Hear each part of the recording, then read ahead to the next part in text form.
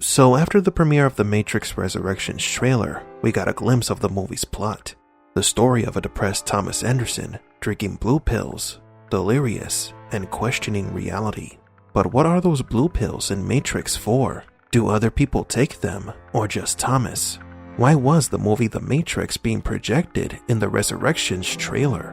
What if I told you that the secret of Matrix Resurrections can be found in some old comic books?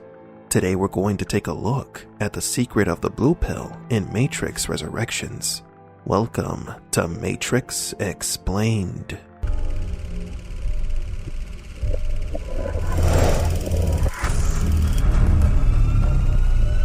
Welcome to the desert of the real. The original trilogy showed us what happens when a person takes the red pill, when they decide to seek the path of the truth. Neo was enlightened upon awakening to reality after finding the answer to the question, what is the Matrix? But what would have happened if Neo took the blue pill? In a previous video, we talked about one of the Matrix comics titled A Life Less Empty, the story of a woman named Tara who chose the blue pill. Later, her life was filled with sadness, depression, and questioning what could have been, answers to questions that she will never know. Before Neo met Morpheus, for a moment, he doubted Trinity and Switch. Neo was about to get out of the car back to his mundane life, but Trinity convinces him to stay in the car and meet with Morpheus, telling him what is waiting for him down that empty road. You have to trust me. Why? Because you have been down there, Neo. You know that road. You know exactly where it ends. And I know that's not where you want to be. The empty road leads to sadness and unanswered questions, a life without purpose, like that of the woman in the comic. The Matrix Resurrections trailer shows Neo walking down a street where you can see a one-way street sign pointing to the Simulate coffee shop. One way, as in Switch's ultimatum. Neo is trapped in the life that could have been if he had taken the blue pill. Thomas lives out his sad days, questioning reality. There is even a clip of him in his bathtub with a tear in his eye. This is Thomas Anderson if he had never woken up. Now the blue pills appear to have a new function. In the first movie, the blue pill was more symbolic. It was to continue to live in ignorance, possibly a sedative, as Morpheus mentioned that Neo would wake up in his bed. You take the blue pill, the story ends, you wake up in your bed and believe whatever you want to believe. The pill did not erase a person's memories, because as we saw in the comic, A Life Less Empty, Tara remembered meeting Morpheus and was still living her same life with the same problems. So we must assume that now the blue pill has been modified by the machines to serve various new purposes.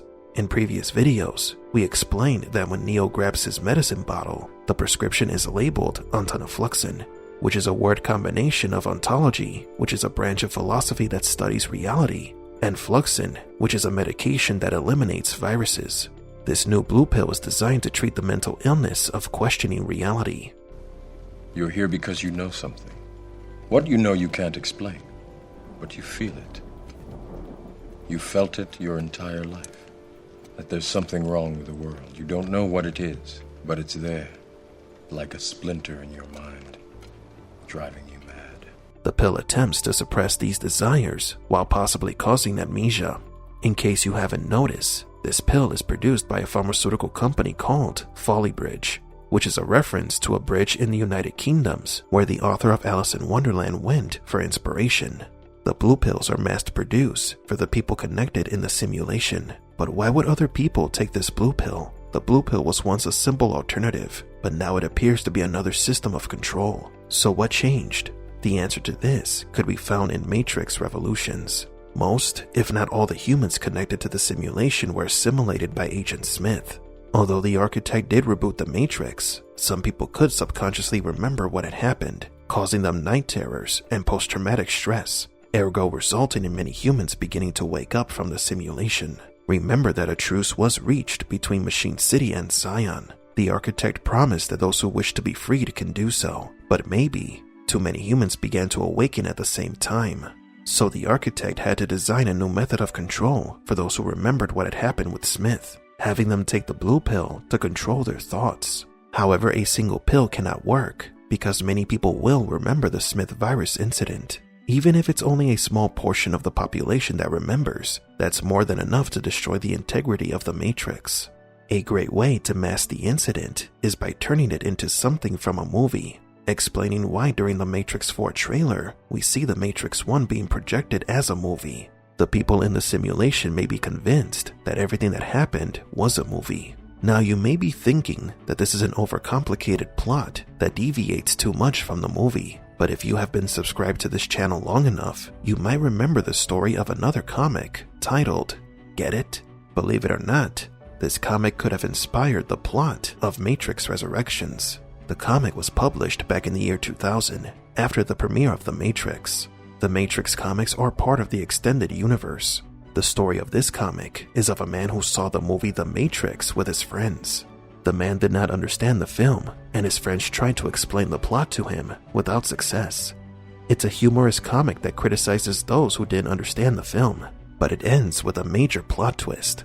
When the man gives up and decides to leave the diner, it is revealed that his friends and the people present were all agents. One of the agents tells the other agent that it's better for the man not to understand the film, because the fewer people who understand it, the fewer they have to destroy. This comic happens within a simulation, and within this simulation, there is the movie, The Matrix.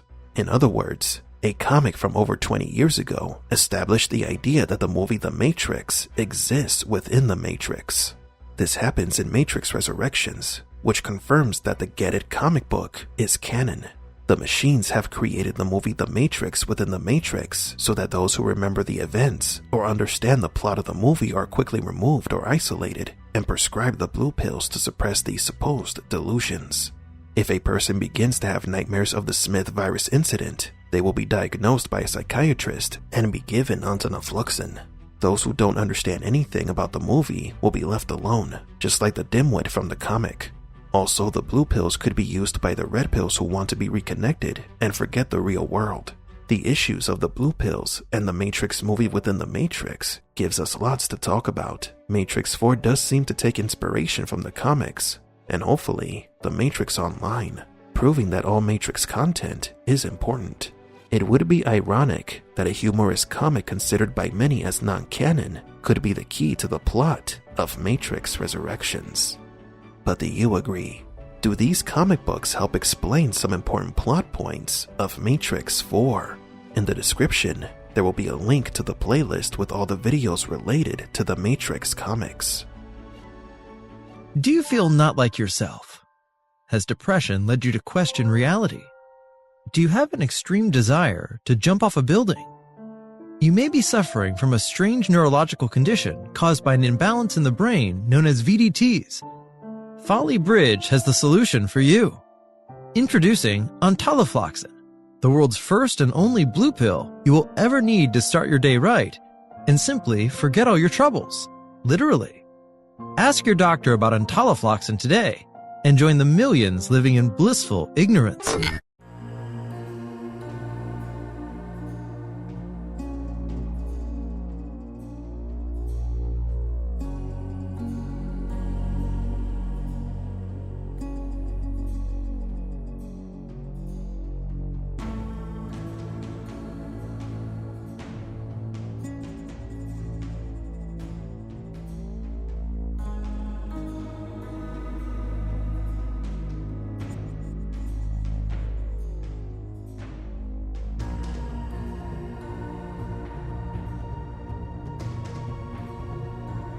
For Matrix Explained, please leave a like and subscribe.